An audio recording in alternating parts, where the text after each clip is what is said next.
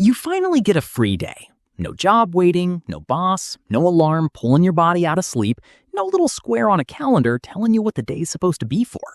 That should feel like freedom, but your hand still reaches for your phone. Your mind starts searching for a task, a room to clean, an email to answer, anything that proves you didn't waste the day. From the outside, people might call that discipline, but an ancient human might notice something stranger. A safe body acting like rest still needs permission. So here's the real question. Before jobs existed, what did humans do all day? And why does doing nothing feel wrong now? A person sits with a free afternoon in front of them. The calendar is blank. The room is quiet. Nothing's actually wrong. Then the phone lights up for 1 second, and somehow their whole body leans toward it. Not because it matters, but because modern life has a strange way of tapping on the glass and asking, "Are you still useful?" This is the part people often misread. If that person opens a laptop, it looks responsible. If they clean something that was already clean, it looks disciplined. If they answer an email on a day off, people might even admire it. But if they just sit there and do nothing visible, that same stillness starts to look suspicious. From the outside, people might call it laziness. But on the inside, it can feel more like being watched by a question. What did you do today? That question is heavier than it sounds, because once time becomes something other people can judge, the body starts preparing proof before anyone even asks. A little task, a quick errand, one more message. Anything that turns the quiet into evidence. Free time does not always feel like safe time, and that is why a quiet afternoon can feel harder than a busy one. Busy gives you a receipt. Rest gives you nothing to hold up. That does not mean the person is broken. It may mean they learned a very modern rule. If you cannot explain your time starts to feel exposed. But older human days were not empty just because no boss was waiting. They followed a different kind of order. Now, look at the older scene. A small group wakes beside a dying fire. No clock on the wall, no paycheck waiting, no boss somewhere with a list. The day begins because the light changes. Stomachs wake up, the smoke starts to thin, and someone looks at the sky long enough to read the weather. That is already a kind of order. Not easier, not softer, just older. Evolutionary anthropology looks at this by asking a simple question. Before fixed work systems, what actually organized human time? Richard Lee's work with Jew-Fanusi foragers helped make this visible. A day without a modern job was not an empty day.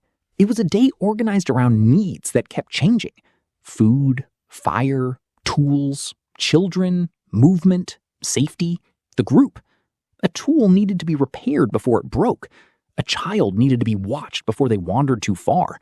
A path needed to be checked.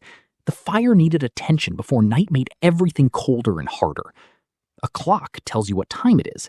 A body asks what the moment needs. That distinction matters because modern life flipped the signal. Now the calendar speaks first, and the body explains itself later. Hungry? Wait for lunch. Tired? Wait for the weekend. Resting? Better have a reason. In an older rhythm, waiting was not automatically wasted. Sitting near others, watching the sky, listening for animals, letting attention return, these could all belong to the day. A campfire doesn't measure your value by the hour. A calendar often does. So when modern work culture turns time into boxes, every empty box can start to look unused, and the body learns the rule quietly. If time is visible, time must be justified. So the ancient day wasn't empty. It might begin with someone heading out to find food, someone checking animal tracks, someone sharpening the edge of a tool, and someone keeping a child close enough to stay safe, but free enough to learn. None of that required a job title. That is the part modern humans often miss. Richard Lee's well-known research with Jew-Hansi foragers helped show that foraging life involved real work, but not the same clear separation modern people make between work and everything else.